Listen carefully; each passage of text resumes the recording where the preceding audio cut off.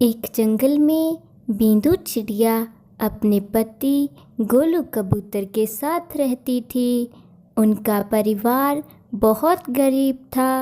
एक दिन बींदू चिड़िया ने अपने पति गोलू कबूतर से कहा, गोलू जी, आप हर बार कालू सेठ के खेतों में काम करते हैं, जिससे हमें कोई ज़्यादा लाभ नहीं होता। बात तो तुम्हारी सही है बिंदु। कालू सेठ मुझे बहुत कम पैसे देता है, जबकि मैं उनके खेतों में पूरा दिन काम करता हूँ। मैं तो कहती हूँ आप कालू सेठ के खेतों में काम करना बंद कर दें। अरे बिंदु, ये तुम कैसी बातें कर रही हो? इसके अलावा और मेरे पास कोई काम नहीं। अगर यही छोड़ दिया तो घर का गुजारा कैसे होगा? अरे आप मेरी पूरी बात तो सुन लीजिए। आप इस कालू सेठ से कर्जा ले लेना और अपनी खुद की फसल उगा लेना। अगर फसल बहुत अच्छी हुई तो आप कालू सेठ का कर्जा वापस कर देना और थोड़ी बहुत और ज़मीन खरीद लेना। गोलू कबूतर को बींदू चिड़िया का विचार बहुत अच्छा लगता है और वह कालू सेठ से कर्जा लेकर बहुत सारी सब्जियों के बीज ले आता है। बिंदु, ये देखो, मैं बहुत सारी सब्जियों के बीज ले आया। अब मेरे साथ चलो, खेतों में बहुत सारा काम करना है। दोनों पति पत्नी खेतों में बहुत मेहनत करते हैं, जिससे कुछ ही दिनों में उनकी सारी सब्जियां बिल्कुल तैयार हो जाती हैं। बिंदु, देखो हमारी सब्जियां कितनी अच्छी हुई हैं। इस बार तो कालू सेठ का सारा कर्जा लौटा देंगे। मैं कल ही सारी सब्जियां तोड़कर बाजार में बेच आऊंगा। ऐसा कहकर दोनों पति पत्नी अपने घर वापस लौट आते हैं। अभी कुछ ही देर हुई थी कि तभी बहुत तेज बारिश शुरू हो जाती है। यह देखकर गोलू कबूतर और बींदू चिड़िया को अपनी सब्जियों की बहुत चिंता होने लगती है। बिंदु, ये क्या हो गया? इतनी तेज बारिश में तो हमारी सारी सब्जियां बारिश के पानी में ही डूब जाएंगी। गोलू जी, आप कुछ ज़्यादा ही सोच रहे हैं।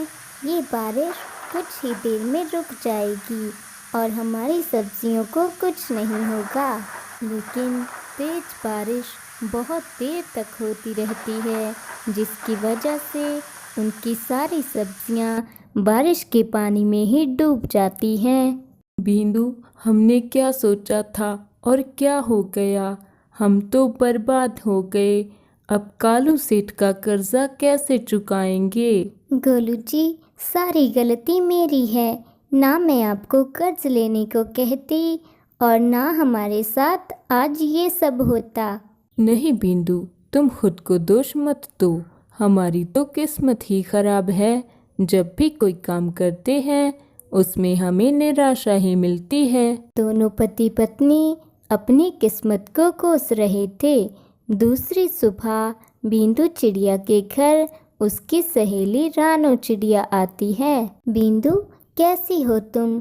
इस बार तो हम बहुत समय बाद मिले हैं। मैं ठीक हूँ रानो, तू बता।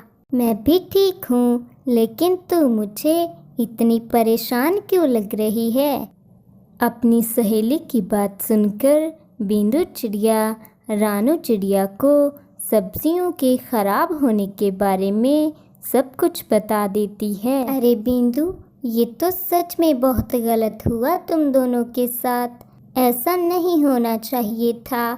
तुम लोगों ने कितनी मेहनत की होगी, लेकिन एक झटके में तुम्हारी सारी फसल बर्बाद हो गई। हमने सब्जियां उगाने के लिए कालू सेठ से कर्जा लिया था, लेकिन ना जाने अब हम कर्जा कैसे चुकाएंगे। बिंदु, तुम यह बीज रखो। यह जामुन के बीज हैं। तुम इन्हें अपने खेतों में लगा दो।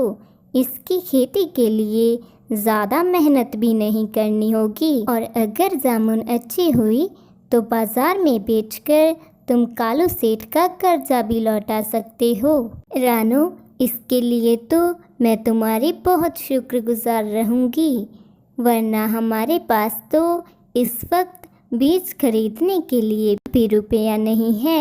बिंदु, ये सब कहकर मुझे शर्मिंदा मत करो। अच्छा ठीक है, अब मैं चलती हूँ। फिर बिंदु चिड़िया अकेले ही खेतों में चली जाती है और पूरे खेत में जामुन के बीज बिखेर देती है। कुछ दिनों बाद जब बिंदु चिड़िया खेतों में आती है, देखकर हैरान रह जाती है, क्योंकि वहाँ पर बहुत सारे जामुन लगे हुए थे। यह बीज तो बहुत अच्छी किस्म के थे, जो इतनी जल्दी यह जामुन इतने बड़े हो गए। फिर दोनों पति पत्नी वह जामुन तोड़ लेते हैं और बाजार में बेच देते हैं। इस तरह उन्हें बहुत मुनाफा होता है और वह कालू सेठ का कर्जा लौटा देते हैं।